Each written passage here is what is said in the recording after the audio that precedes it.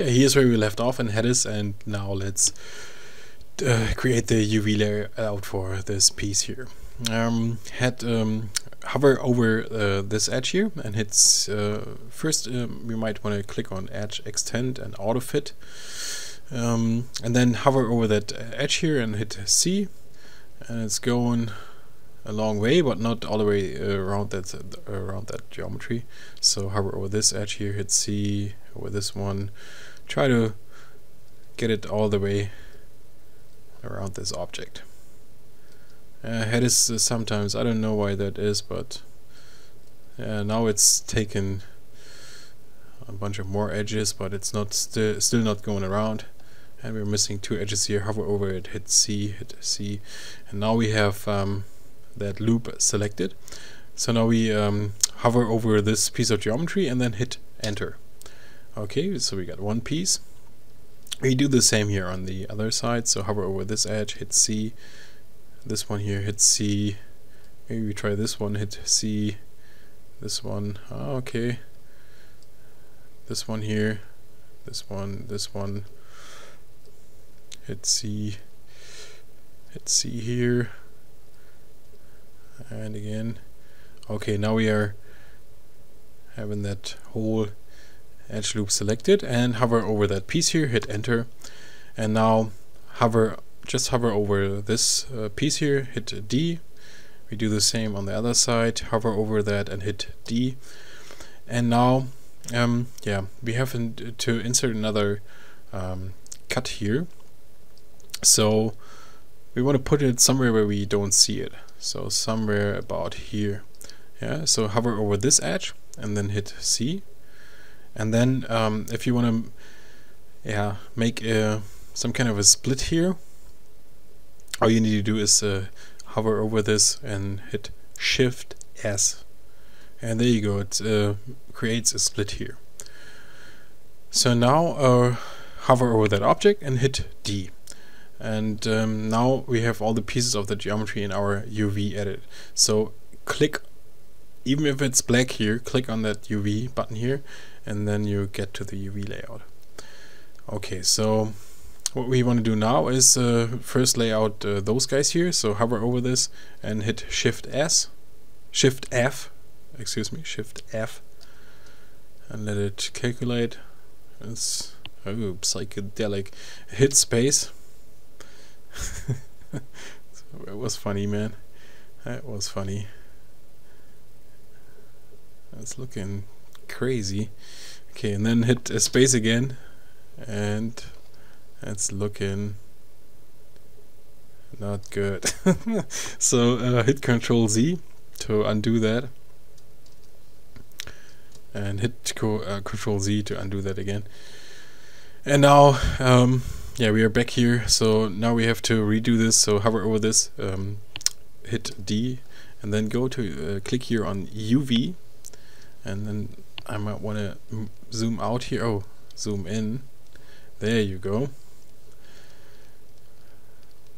I'm pretty happy with those two pieces here. I mean, they look pretty cool. So yeah, let's take care about the piece that we really want to lay out, right? So now with that, hover over this guy here and hit Shift F, and yeah, until nothing happens anymore, and then hit spacebar, and then wait until this guy is getting in a nice shape here.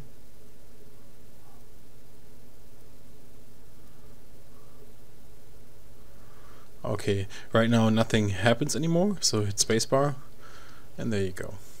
So we have a UV layout. So right now I'm holding down spacebar, and I hold it down and middle mouse, and then I can move this guy. But that's something that we can tweak later on in Maya as well. Okay, so we have that piece done here. So now let's save that here under Headus. You click on save, and then call that wristband piece UV, and say save. Okay, now I'm going back to Maya, and I definitely want to delete this guy here. So I click on that and delete it, and then I go in here and say import, and I'm taking the wristband piece UV that I just created in Headus and import that. And there it is. So having that done here, let's try something. So